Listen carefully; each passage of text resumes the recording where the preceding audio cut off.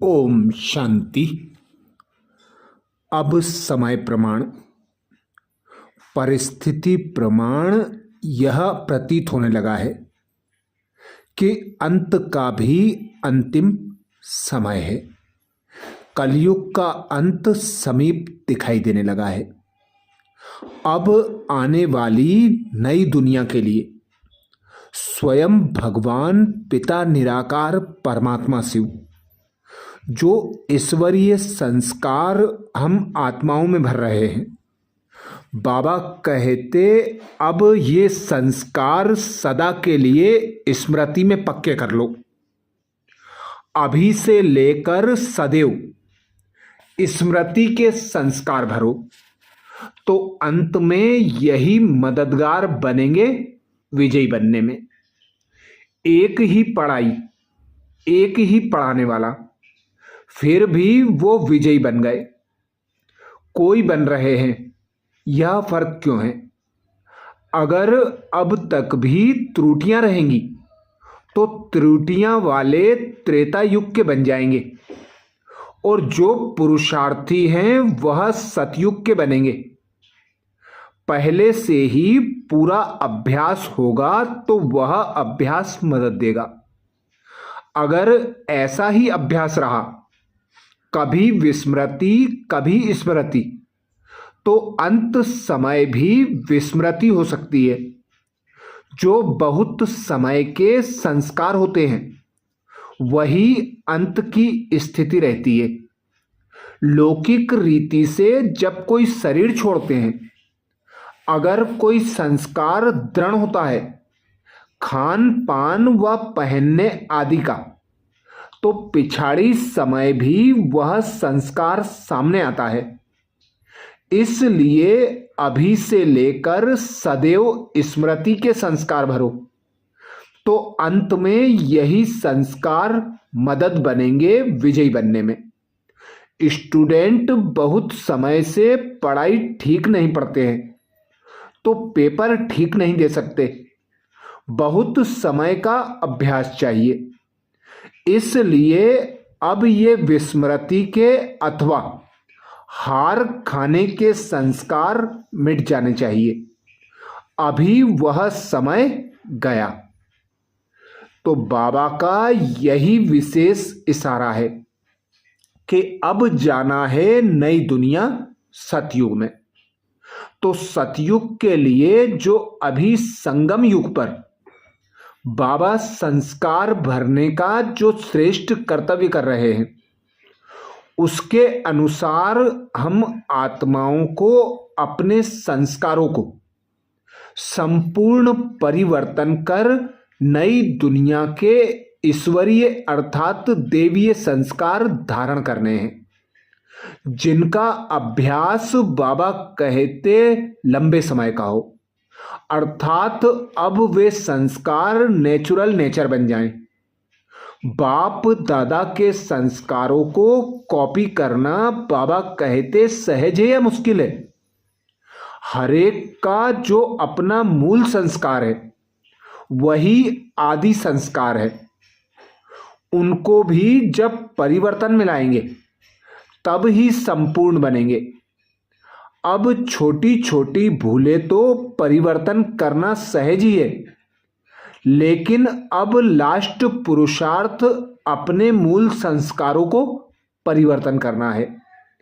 तब ही संगठन रूप में एक रस स्थिति बन जाएगी।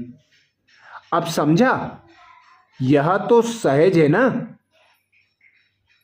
बाबा कहते कॉपी करना तो सहज होता है ना। अपना अपना जो मूल संस्कार है उसको मिटाकर बाप दादा के संस्कारों को कॉपी करना सहज है या मुश्किल है? इसमें कॉपी भी रियल हो जाएगी। सभी बाप दादा के संस्कारों में समान हो। एक एक बाप दादा के समान हो गया, फिर तो एक एक में बाप दादा के संस्कार दिखाई देंगे। तो प्रत्यक्षता किसकी होगी? बाप दादा की। जैसे भक्ति मार्ग में कहावत है, जिधर देखते हैं उधर तू ही तू है। लेकिन यहाँ प्रैक्टिकल में जहाँ देखें, जिसको देखें, वहाँ बाप दादा के संस्कार ही प्रैक्टिकल में देखें। यह मुश्किल है क्या?